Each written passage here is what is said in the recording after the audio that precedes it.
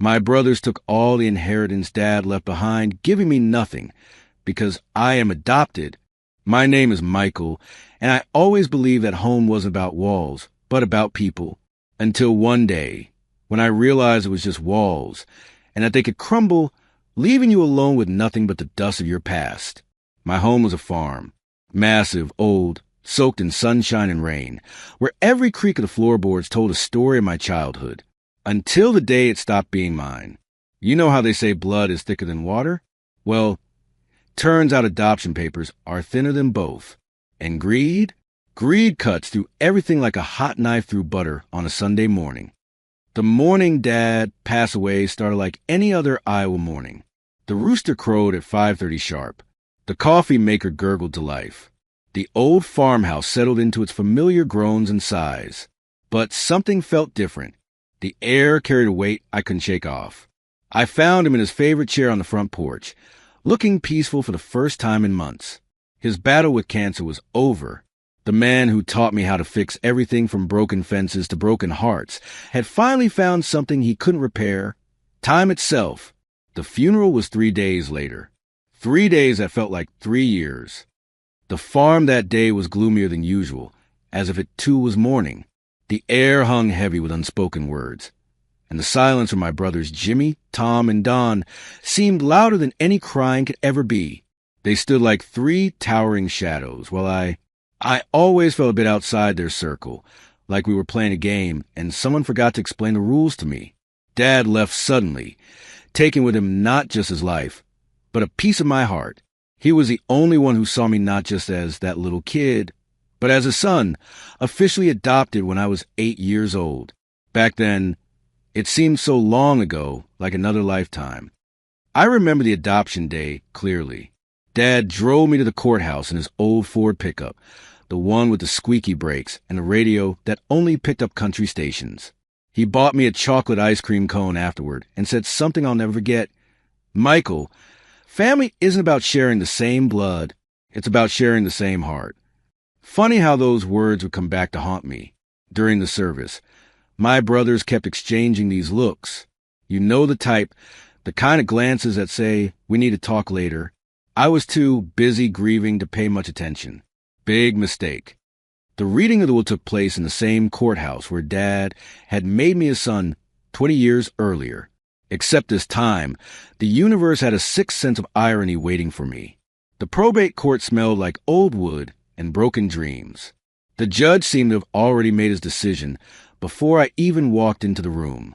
When my brothers, one by one, like they were rehearsing for a play, started convincing the judge that I was just a foster kid and not a real family member, my heart clenched tight.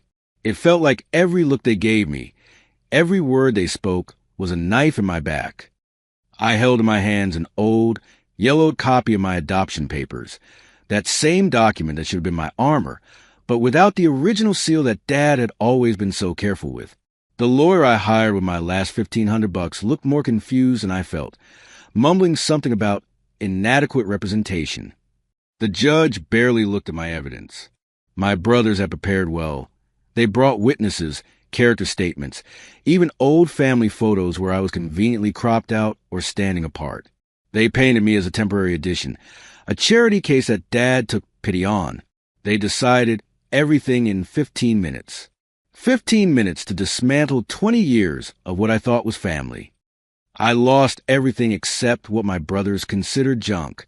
And that's when it hit me. For them, I had always been just a guest they tolerated. As one wise man once said, "There's nothing worse than betrayal from those you considered family, because it's not just pain, it's a shattered illusion." After the hearing, I tried to file an appeal. My lawyer shook his head and said the magic words that sealed my fate. "The deadlines are tight, the evidence is circumstantial, and honestly, Michael, they don't want you back." Sometimes the system isn't about justice. It's about who has the better story. The better story. That phrase haunted me for weeks. The courthouse steps felt like they stretched down into hell itself.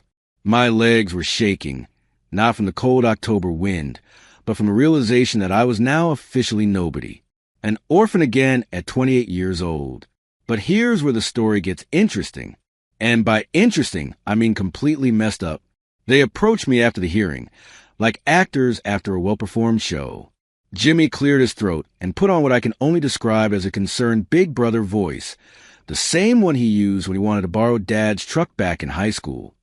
To avoid any unnecessary legal complications, Jimmy began, his voice smooth as butter on warm toast, we decided to give you something you always loved. That old school bus. It was always yours anyway, right? In their eyes, I saw not sympathy, but a predatory glint. They were throwing me a bone, knowing I was starving. This was my ticket to freedom. Or rather, my ticket to nowhere. The school bus. The freaking school bus. Let me paint you a picture of this generous gift. We're talking about a 1987 Blue Bird school bus that hadn't run since the Clinton administration. Yellow paint peeling off like sunburned skin. Tires flatter than week-old roadkill. Windows that leaked when it drizzled and flooded when it rained hard. This was their idea of fair compensation for a 500-acre farm. 3 tractors, 2 combines, and enough farming equipment to start a small agricultural empire. But here's the thing about desperate people. We take what we can get and say thank you for privilege. I signed the settlement agreement, feeling the ink seep through the paper, taking with it my rights to the land, to the equipment, to everything I consider my life. They crossed me out like an unnecessary line item in an old contract. How do you just give up on someone you call family? Or maybe the question isn't about me at all. Maybe it's about their ability to see only dollar signs instead of blood. The settlement was final. The farm, the house, the equipment, all divided 3 ways among the real sons. Me? I got a bus that belonged in a junkyard and a pat on the back. Take care of yourself, Michael, Tom said, actually having the nerve to look sympathetic. You'll figure something out. As I walked toward that pathetic excuse for a vehicle, memories started flooding back like a broken dam. I remembered how Dad used to call it our secret fortress. When thunderstorms caught us in the fields, we'd hide in this old yellow school bus that sat behind the barn. In the rain, it hummed like a giant turtle hiding us from the world. We'd turn screws, fix the engine that didn't work anyway, and Dad would tell me stories about his dreams when I was just a kid. He always said, Michael, the important thing is having a place where you feel safe, even if it's just an old bus without wheels. I never could have imagined that someday this fortress would become my only shelter, and that it would actually turn me into a millionaire. But I'm getting ahead of myself. Right now, standing in that courthouse parking lot, I wasn't thinking about millions. I was thinking about where I was going to sleep that night. The irony wasn't lost on me. The same bus where Dad taught me that broken things could be fixed was now the only unbroken thing I had left. Well, technically it was broken too, but at least it was mine. I climbed into the driver's seat, running my hand over the familiar, cracked vinyl. The steering wheel that Dad and I used to pretend was taking us on cross-country adventures when I was a kid. For a split second, I had this ridiculous hope that maybe, just maybe, Dad had secretly fixed it before he died. I turned the key, knowing full well it wouldn't work, but needing to try anyway. Nothing. Not even a click. Of course, I muttered to the empty seats behind me. Even my false hope comes with a reality check. That's when I noticed something I had forgotten about. Behind the driver's seat, Dad had installed a small camping setup years ago. A tiny propane stove, a fold-out cot, and a milk crate filled with basic tools. It was like he knew, like he always knew that someday I might need this old rust bucket to be more than just a childhood memory. The sun was setting, painting the Iowa sky in shades of orange and pink that would make any Instagram filter jealous. But all I could think about was how pretty sunsets don't keep you warm at night. I called Billy's Towing, the cheapest outfit in 3 counties, and had them haul my inheritance to Sunrise Mobile Home Park on the outskirts of town. It wasn't fancy, but for $40 a week, they'd let me park anywhere I wanted and use the community restroom and shower facilities. Plus, nobody asked questions about why a grown man was living in a broken-down school bus. The park manager, a weathered woman named Dolores who looked like she'd seen every hard luck story in the book, just nodded when I explained my situation. Honey, I've seen worse, she said, taking my cash for the first week. Just keep it clean and don't cause trouble. That first night in Sunrise Mobile Home Park, I lay on the uncomfortable cot, listening to the wind whistle through the broken seals and the distant hum of air conditioners from the actual homes around me. I had about $800 left in my name from my savings account. Money I'd been putting away from my part-time work on the farm. Not much, but enough to keep me fed and sheltered for a few weeks if I was careful. As I stared at the ceiling of my new home, I made myself a promise. This wasn't going to be my ending. It would be the workshop floor for something better. The bus meant to symbolize my failure would become my forge. And trust me, what happened next, nobody could have seen coming. But first, I had to learn how to survive with nothing but scrap metal and stubbornness. The next few weeks felt like being trapped in a dream you can't control because it's too real to wake up from. My home was now this massive, cold school bus that creaked and groaned like an old ship in a storm. At night, I'd wrap myself in a tattered blanket that smelled like motor oil and broken promises, while every metal groan reminded me of the farmhouse door that now belonged to someone else. Canned beans became my best friends. Who would have thought that beans and tomato sauce could taste like a 5-star meal when you're hungry enough? I discovered that hunger has a way of making you grateful for things you used to feed to the farm dogs. The job hunt was like Groundhog Day, but instead of Bill Murray, it was just me getting rejected over and over. I'd walk into the same diners, gas stations, and dollar stores, straightening my one good shirt and putting on my most reliable smile. The answer was always the same symphony of polite rejection. Sorry, Michael, but we're not hiring right now. We'll keep your application on file. Have you tried the plant? Oh, wait, they're laying people off too. Each rejection felt like another rock tied to my ankles, pulling me deeper underwater. The worst part wasn't the no. It was the look in their eyes. That mixture of pity and relief that it wasn't them standing there, desperate and running out of options. There were moments when I'd sit in the driver's seat, staring out at the other trailers in Sunrise Mobile Home Park, wondering if this was it, if this was all that remained of my life. The American dream had turned into the American nightmare, and I was the star of my own horror show. Dolores would check on me sometimes, bringing leftover coffee from the park office. She never said much, just left it on my makeshift table with a knowing nod. In a world where everyone wanted explanations, she was refreshingly short on questions and long on understanding. My $800 was bleeding out faster than I'd hoped. $40 a week for the spot, another $30 for the cheapest food I could find, and gas for my job hunting trips. I did the math obsessively, like some kind of poverty accountant. At this rate, I had maybe 3 more weeks before I'd be choosing between shelter and food. The nights were the hardest. When the world went quiet and all I had was my own thoughts, that's when the doubt crept in like fog. Maybe my brothers were right. Maybe I really was just a charity case who'd overstayed his welcome. One particularly cold October night, when even the stars seemed to be shivering, I was searching for anything that might help keep me warmer. I'd already layered every piece of clothing I owned, but the Iowa wind had a way of finding every crack and gap in the old bus. That's when my hand felt something solid under the torn vinyl near the back. At first, I thought it might be part of the original bench structure, but when I pulled back the fabric, I found a small wooden box, carefully hidden beneath the upholstery. My heart started racing. Dad had always been the type to hide things. Important documents, spare cash for emergencies, his good tools. This had to be one of his hiding spots. Inside the box, my trembling fingers found 2 things that would change everything.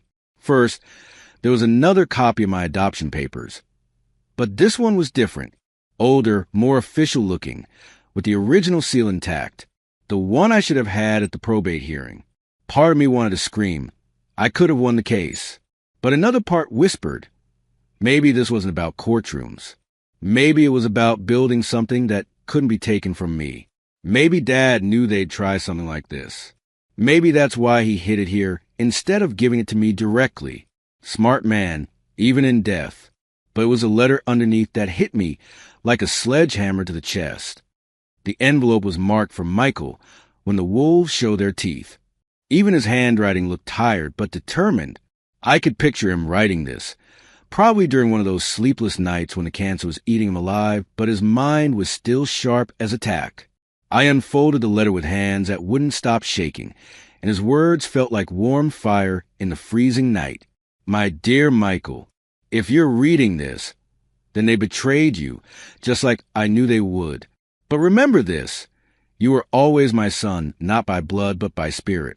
Real family isn't about sharing a last name. It's about sharing a life. Don't let their bitterness break you. Walk your own path. Make this place, this bus yours.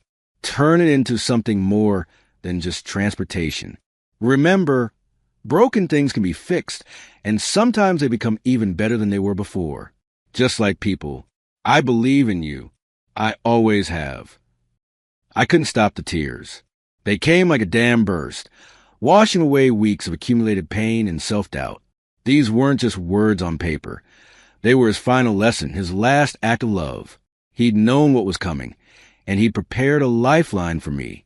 But there was more. At the bottom of the letter, in his careful handwriting. P.S. Check the toolbox behind the driver's seat. I left you something to get started with. That toolbox had been there for years, and I'd assumed it was just Dad's basic repair kit. But now, looking at it with fresh eyes, I realized it was much more. These weren't just any tools. They were restoration tools. Files, small hammers, precision screwdrivers, even some antique restoration supplies I'd never seen before. The next morning, I woke up with something I hadn't felt in weeks. Purpose. Not just a desperate purpose of survival, but actual direction. Dad hadn't just given me a bus. He'd given me a workshop and a mission. I was reorganizing the tools when I noticed something in the corner of the bus that I'd been stepping over for days. It was an old coffee grinder, the hand crank kind that probably dated back to the 1940s. It was rusty, tarnished, and looked like it belonged in a junkyard rather than someone's kitchen. But something about it called to me. Maybe it was Dad's voice in my head, or maybe I was just desperate to fix something, anything, in my life that felt broken. I pulled out Dad's tools and got to work. I had nowhere to be, no job interviews lined up, and frankly, nothing left to lose. As I started disassembling the grinder, something magical happened. Time stopped existing. The anxiety faded. For the first time in weeks, my mind was quiet.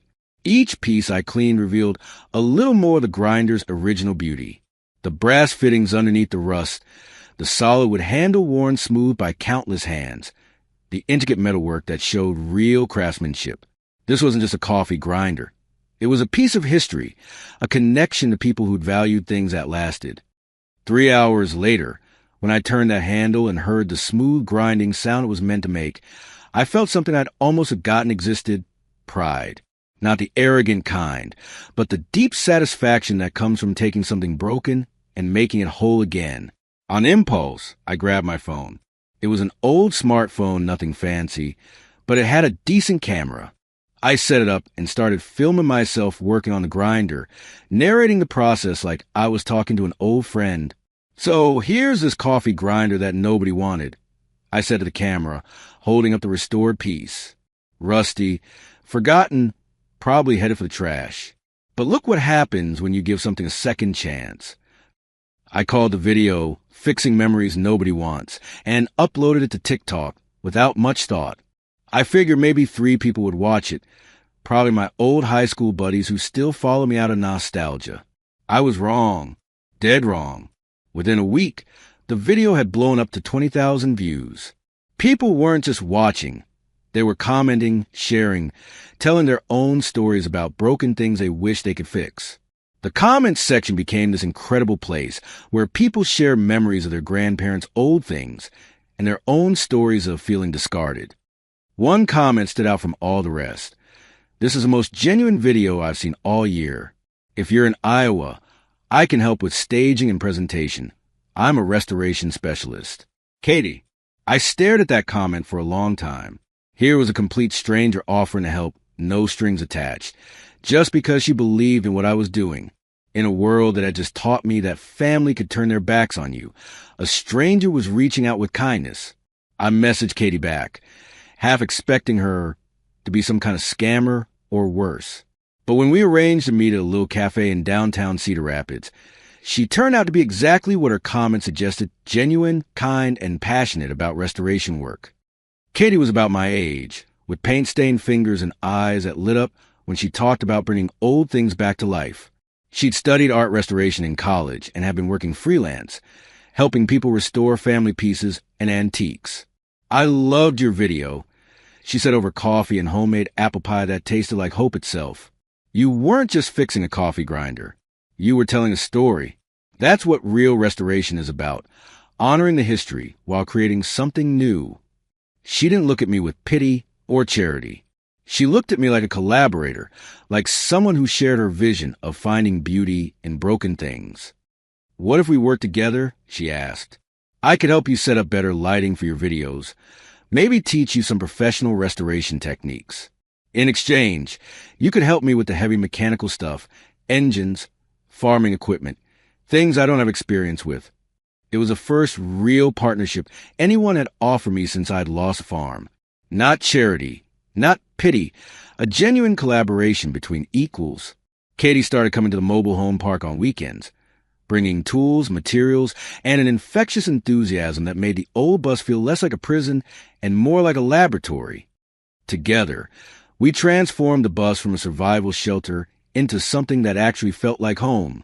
Katie had an eye for making spaces comfortable and functional, while I brought the mechanical know-how and the personal story that people connected with. We started filming more restoration projects: an old radio from the 1960s, a broken jewelry box that belonged to someone's grandmother, farm tools that had been abandoned in barns for decades. Each project became a small victory, proof that discarded things still had value. The numbers kept rising: 10,000, then 30, then 50,000 people, each with their own story, their own reason for believing in second chances. People started sending me pictures of their own restoration projects, asking for advice, sharing before and after photos. Katie and I fell into an easy rhythm. She'd arrive Saturday mornings with coffee and whatever project we were tackling that week, and we'd work until the sun set, talking about everything and nothing.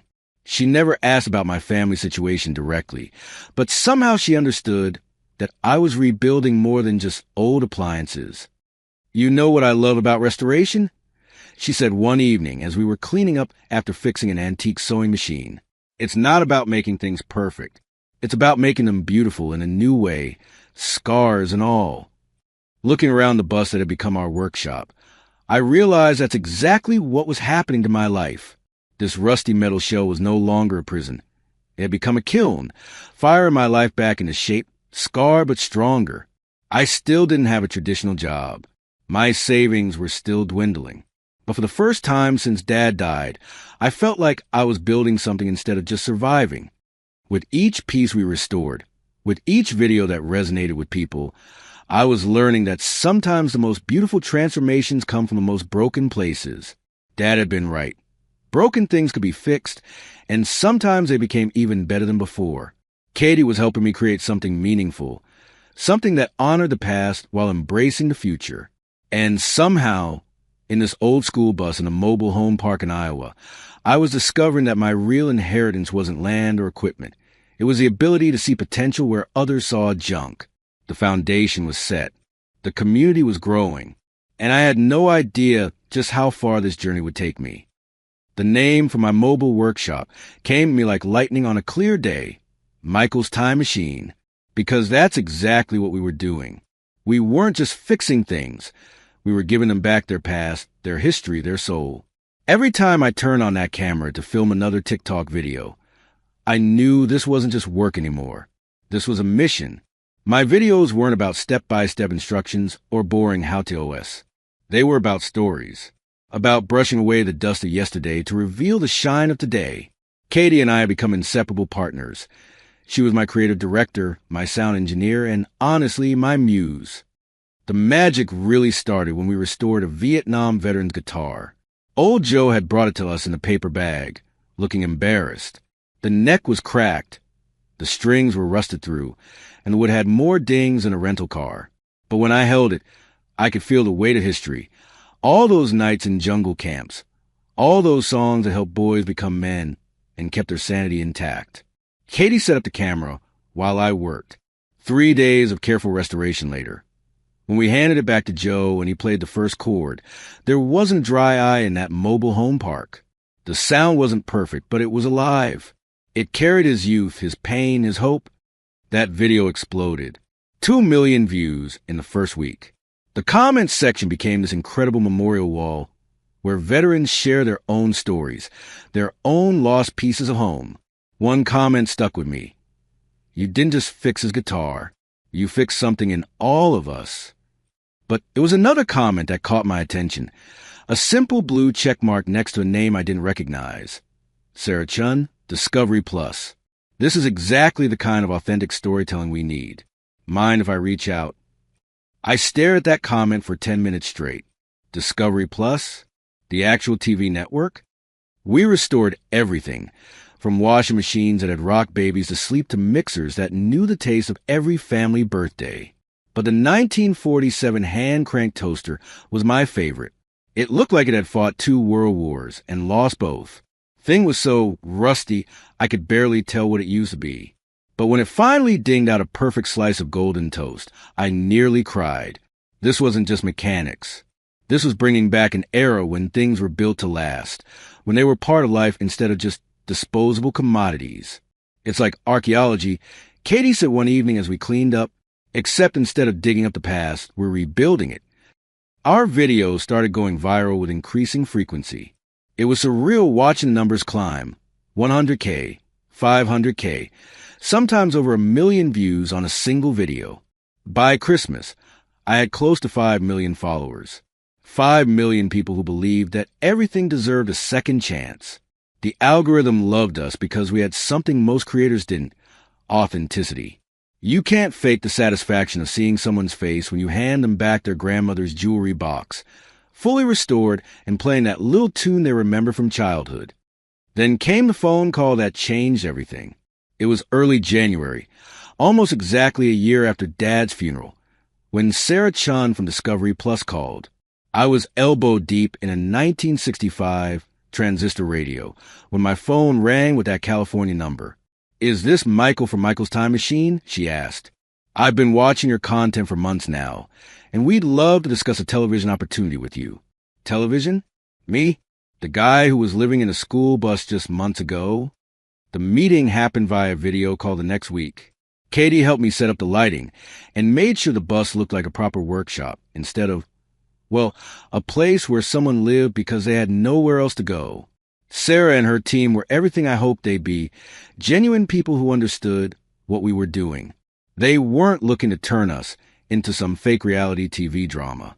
They wanted to capture the real magic of restoration, the human connections, the stories behind the objects. "We want to call it the Revival Bus," Sarah explained. "It's perfect. You're not just reviving objects, you're reviving memories, relationships, hope."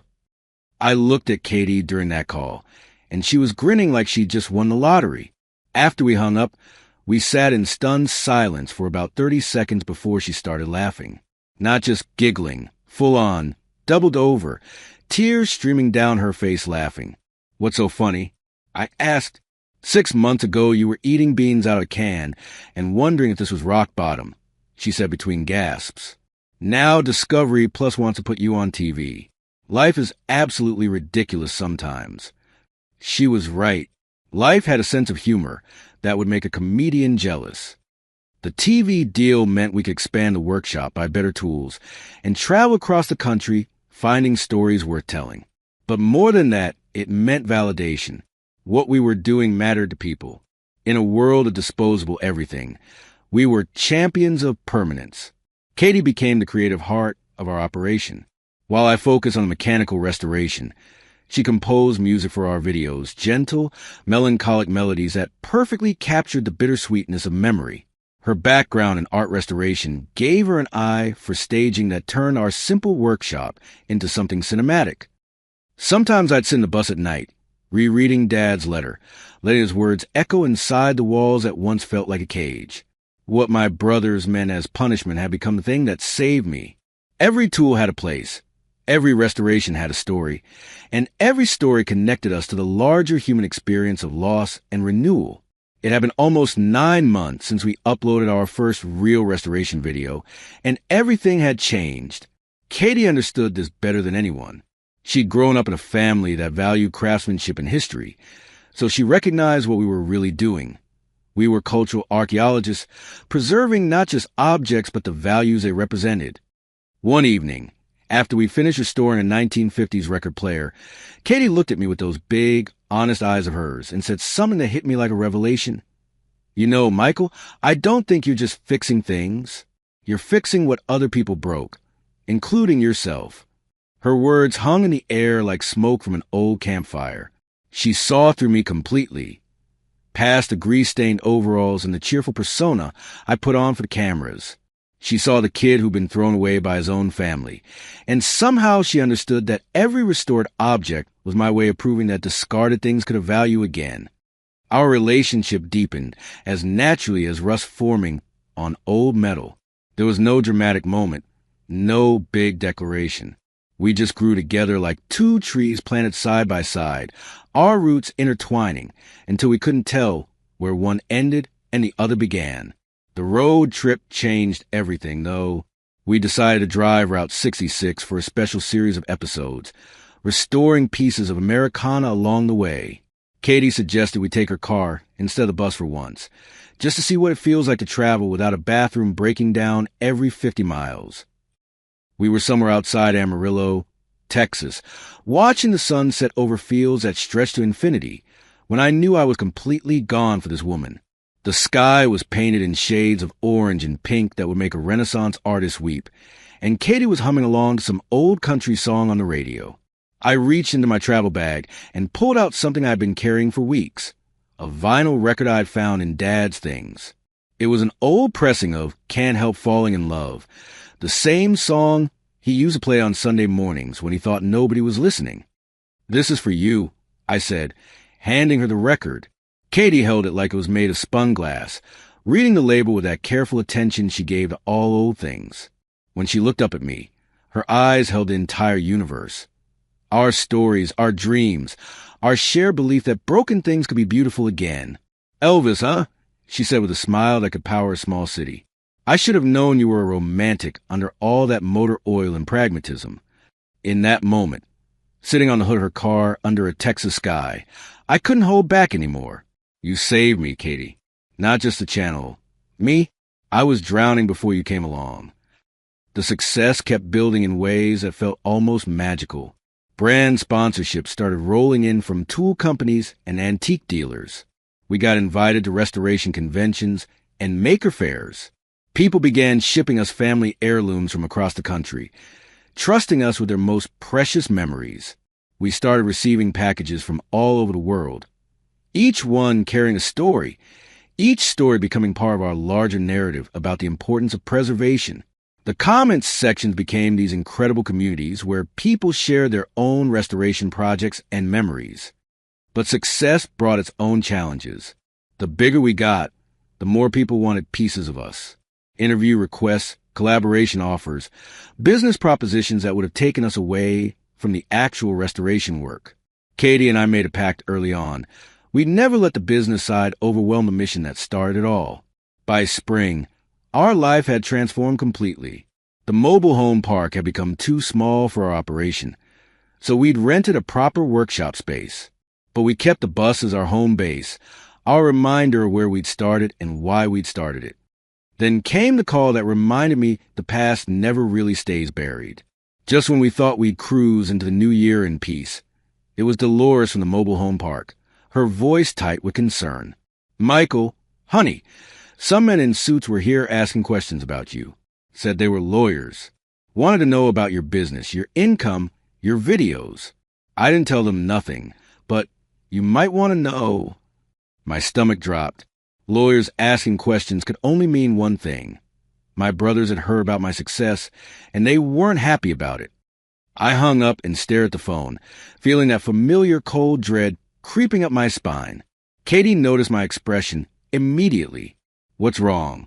"My past," I said. "It's about to catch up with me." She studied my face carefully. "You think they're upset just because you're doing well? Or did you mention them in one of your videos?" Maybe someone from your hometown recognized the story. Small towns have big mouths. The question hit me like a punch to the gut. I had mentioned them, not by name, but I told the story of losing the farm, of being the adopted kid who got thrown away. That one story had hit 3 million views. Millions of people had heard that story. And in a small Iowa town, somebody was bound to connect the dots. Life finally seemed to be paying me back for all those trials, but I knew better than to get too comfortable. Success has a way of making you forget that storms can come out of nowhere, and apparently, my brothers hadn't finished with their last word yet. The wolves were circling again, and this time they smelled money. But this time, I wasn't some helpless kid clutching a faded adoption paper. This time, I had something they couldn't touch, a voice, an audience, and the truth. If they wanted to fight, well, they'd better come ready. The legal papers arrived on a Tuesday morning, like a bad joke, with expensive stationery. Katie was making coffee when I opened the envelope, and I swear the temperature in our workshop dropped 10 degrees just from reading the first paragraph. My brothers were suing me for everything, and I mean everything. According to their high-priced lawyer, I had somehow committed fraud by monetizing the family name and using family heritage as a commercial brand. The bus, they claimed, was a family heirloom that I had no right to profit from. Never mind that they'd literally handed it to me like a participation trophy at a kid's soccer game. I laughed, not the good kind of laughter, the bitter, hollow kind that comes when life decides to test just how much irony you can handle before you snap. They never understood that real value isn't about what you have. I told Katie as she read over my shoulder. It's about what you do with what you have. They want to take away something I built from nothing. She squeezed my hand. What do they think they're going to accomplish? Money, I said simply.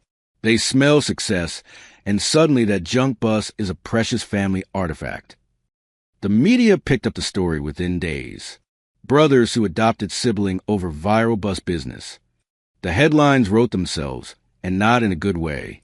My comment sections exploded with outrage on my behalf, but also with doubt. Some people started questioning whether I really deserved what I'd built. That hurt more than I expected. These were people who followed my journey, believed in the message of second chances.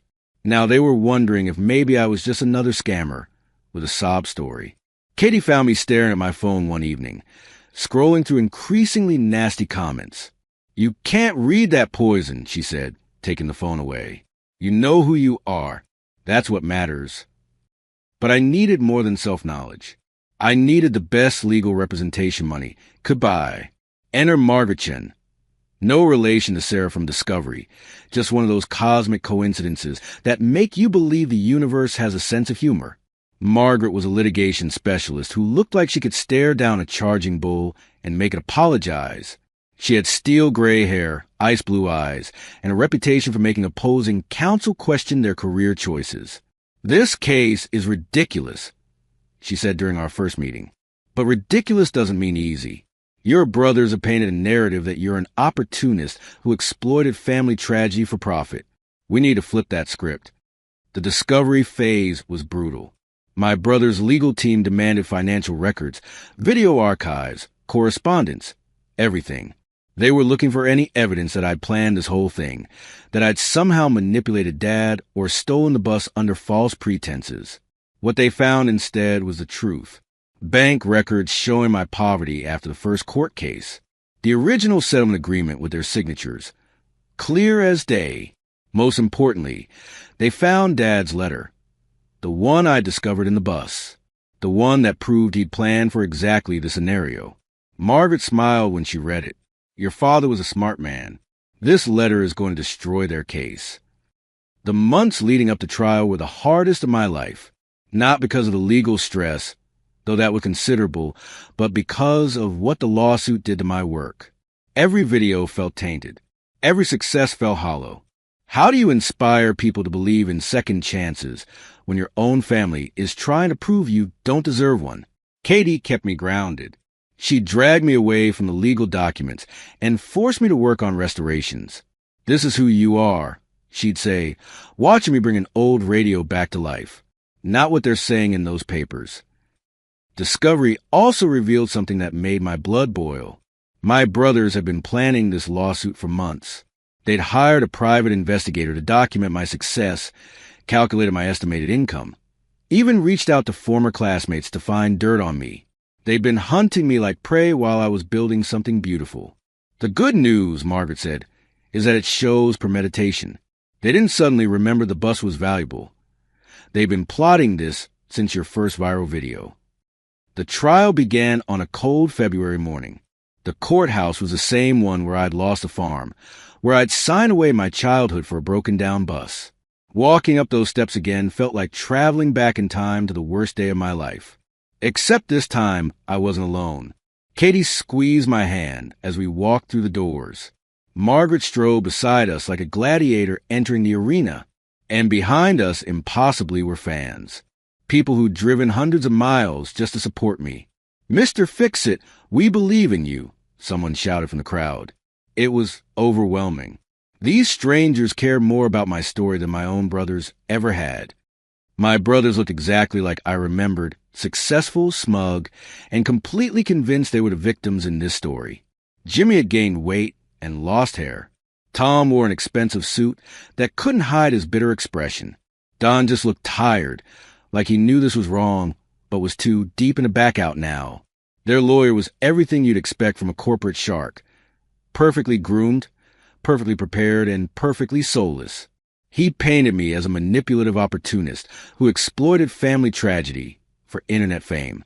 "Ladies and gentlemen of the jury," he began. "This case is about a man who took advantage of grief and family loyalty to build a business empire on stolen property." When he described the bus as a family heirloom with deep sentimental value, I had to bite my tongue to keep from laughing. The same bus they'd given me because it was worthless junk was now suddenly a precious artifact. But his most damaging argument was about the adoption itself. I'd told the world I was adopted in my videos, shared openly as part of my story. But hearing it twisted like that, in court, weaponized against me, that was something else entirely. He claimed that because I wasn't a blood relative, I had somehow manipulated Dad's affections for personal gain. In that courtroom, surrounded by strangers, hearing my deepest pain used as evidence of my guilt, that hurt in places I didn't know could still be wounded. Margaret's opening statement was a masterpiece of controlled fury.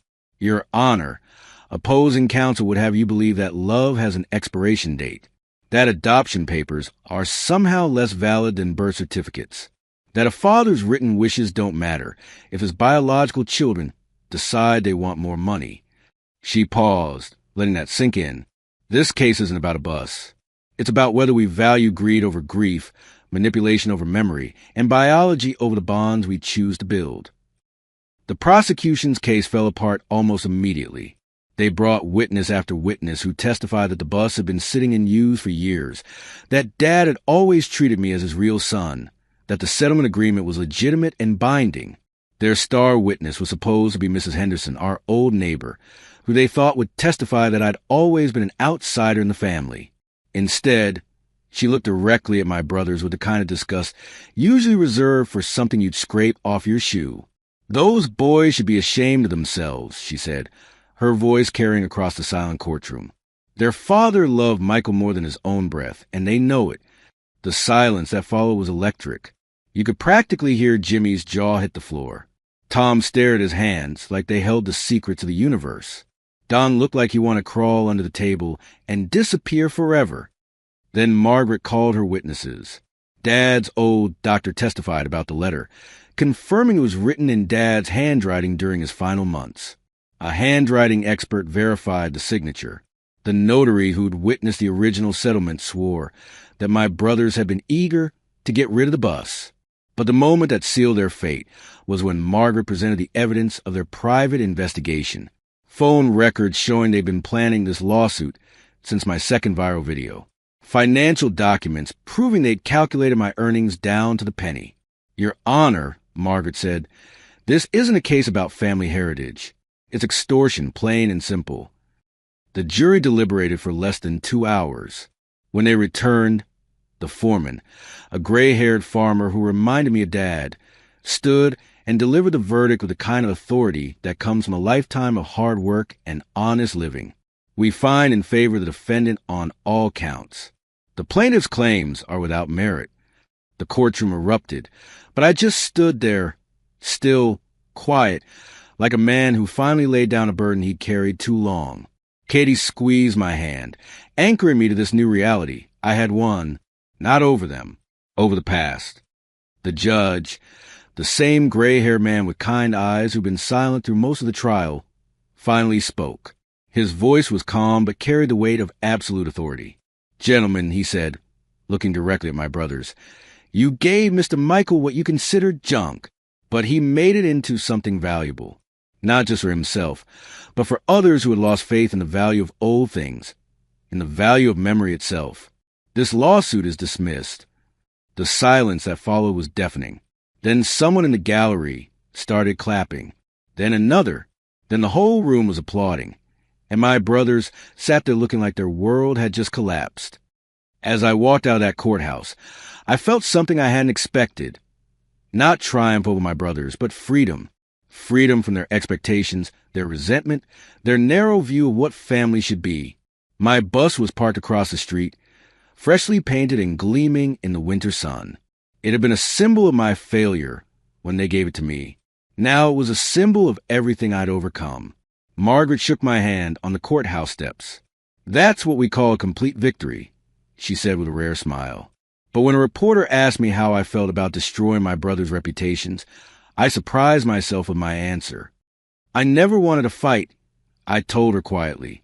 Just a life, and maybe a little peace. And that's exactly what Katie and I planned to build. 6 months later, we were married in that same bus, parked on the exact spot where the old farmhouse used to stand. We bought back 5 acres of Dad's land, not to spite my brothers, but because it felt right, because some circles need to be completed.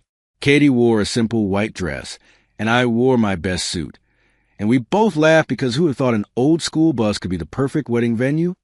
"Honey," Katie said during the ceremony, "are you sure our home on wheels won't take us too far during our honeymoon?" And we both knew that wherever we went, our home was wherever we were together. We hung a new sign on the bus door. "Memory is what we fix on the inside." It wasn't just a slogan, it was my life's creed. I'd learned that restoring objects was really about restoring faith in things, in people, in the possibility that broken doesn't mean worthless. Success brought responsibility. My millions weren't just numbers in a bank account. They were tools for building something bigger. I launched Second Gear, a restoration program for foster kids and orphans. We taught them more than just how to fix things. We taught them how to find their own value, their own potential. Because everyone deserves a second chance. Everyone deserves their own second gear in life. These kids understood what it meant to be discarded, to be seen as broken or unwanted. When I showed them that old coffee grinder that started everything, when I explained how something rusty and forgotten could become beautiful again, I saw recognition in their eyes. The final scene of this story takes place in our bus, which had become a full home and workshop. I'm giving a tour to a group of foster kids, showing them the same rusty coffee grinder that changed my life, the old toaster, the vintage radio. All of this is memory. I tell them, you can't buy it with money, but you can preserve it. You can restore it, just like yourselves.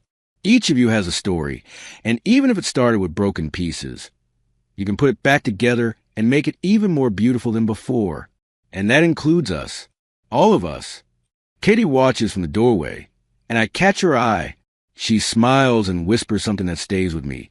They're not fixing things, Michael. They're fixing themselves, just like you did. I see hope in their eyes.